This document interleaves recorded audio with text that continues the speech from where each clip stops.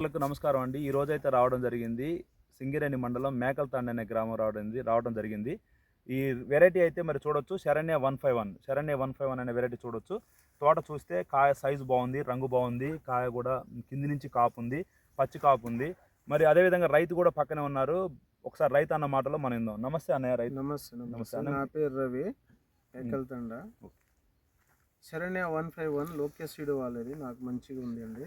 చిల్లి నేను Khammam grace Suresh shop అన్న దగ్గర పోయి తీసుకొని వచ్చాను. కాలవోటు దగ్గర మంచిగా ఉంది. గుబ్బ వైరస్ ఖచ్చితంగా ఏ చిల్లికైనా వస్తుందిలే, కానీ మనం మంచి మందు కొనుక్కొని మంచి స్ప్రే చేస్తే మన దగ్గర అది టాలెంట్. రైతు దగ్గర మంచి దిగుబడి పండించుకోవాలంటే మంచి మంచి మందులు స్ప్రే చేసుకోవాలి. స్ప్రే చేసుకుంటేనే ఈ దిగుబడి వస్తుంది, లేదంటే రాదు. ఎందుకంటే వస్తుందని మనం గ్యారంటీ అయినా మనం అనుకోవద్దు. అనుకొని ఇంట్లో కూడా పండుకొని ఉండొద్దు. మనం గట్టిగా ప్రయత్నం చేస్తేనే ఈ దిగుబడి వస్తుంది, లేకుంటే రాదు.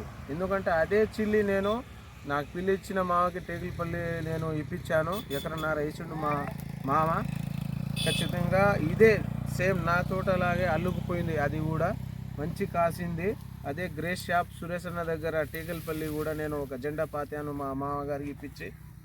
మంచి సీడ్ అదండి, మంచి సీడ్ వేసుకోవచ్చు. మంచి వేసుకొని మనం రైతులు సోదరులారా మనం అందరినీ రైతు సపోర్ట్ చేసి రైతుకు చెప్పుకొని వేసే విధానంతోనే మనం చేసుకోవచ్చు. థ్యాంక్ యూ అన్న, రవన్న, థ్యాంక్ యూ. చూడొచ్చండి, కాపు కూడా చూడండి, చెట్టు కాపు చూడండి ఎట్లా ఉందో. ఒకసారి చెట్టు నిండా కాపు ఉంది, కాయ సైజు బాగుంది, రంగు బాగుంది. మరి అన్న మాటలు విన్నారు కదా. అన్న ఏమంటున్నారంటే గుబ్బ నల్లి రాదని కాదు, సురేష్ అన్న కూడా మాకు ఎప్పుడు అలా చెప్పలేదు.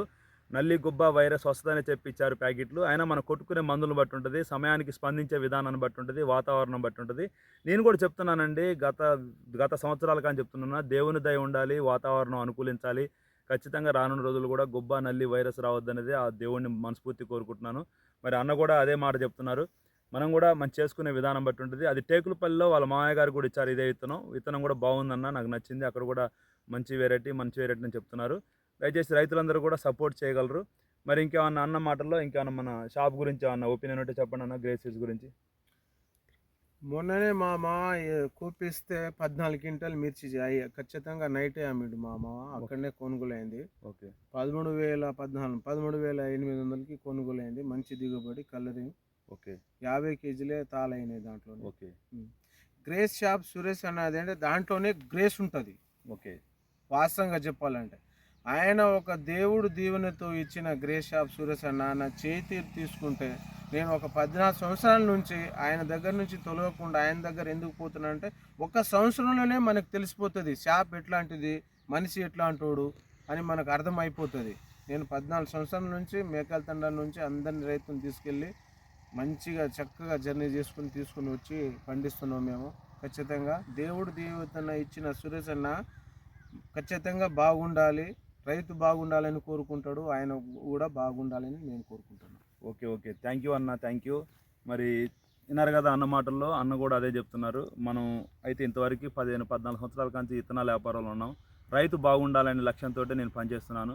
దయచేసి మీరందరూ దేవుని దయ, మీ సహకారంతో నేను ముందుకెళ్లాలని ఆశపడుతున్నాను.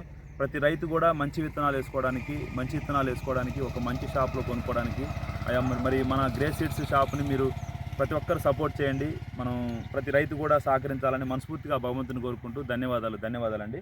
మరి అన్న మరొకసారి ఏదో మాట చెప్పబోతున్నారు, వినండి ఒకసారి. సురేష్ అన్న ఆయన షాప్ అంటే గ్రేస్ షాప్ అంటే నా షాప్ దగ్గర వచ్చి కొనుక్కోవాలని ఆయన ఆశపడరు. ఎందుకంటే మీరు పక్క షాప్ అయినా కొనుక్కున్నా కూడా మీరు మోసపోకండి. మంచిగా చిల్లి చూసి తీసుకెళ్ళండి అని చెప్పి విధానంతో పంపించిన సురేష్ అన్న వ్యక్తిపరంగా ఆయన ఒక దేవుడి దీవెనతో ఇచ్చిన సురేష్ అన్న మంచి మన రైతులు పోయిన తర్వాత ఆయన షాప్ చిల్లి తీసుకుపోయినా ఒకటే, కానీ షాప్ దగ్గర పోతే ఒక అన్నదాత లాగా అన్నం పెట్టి ఆదరించే సురేష్ అన్న నాకు చాలా నచ్చిండు. నాకు ఆ గుణము చాలా మంచిది సురేష్ అన్నదని నేను కోరుకుంటున్నా మనస్ఫూర్తిగా.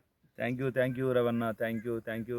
God bless you. దేవుడు మిమ్మల్ని అందరినీ దీవించి మనస్ఫూర్తిగా ప్రతి ఒక్క రైతు మంచి పంట పండించుకోవాలని, రానున్న సంవత్సరాల్లో ఇంకా మనం మంచి పంటలు పండించాలని ప్రతి రైతును కోరుకుంటూ, ఆ దేవుడిని మనస్ఫూర్తిగా కోరుకుంటూ ధన్యవాదాలు తెలియజేసుకుంటున్నాను. నమస్కారం అండి. నమస్కారం.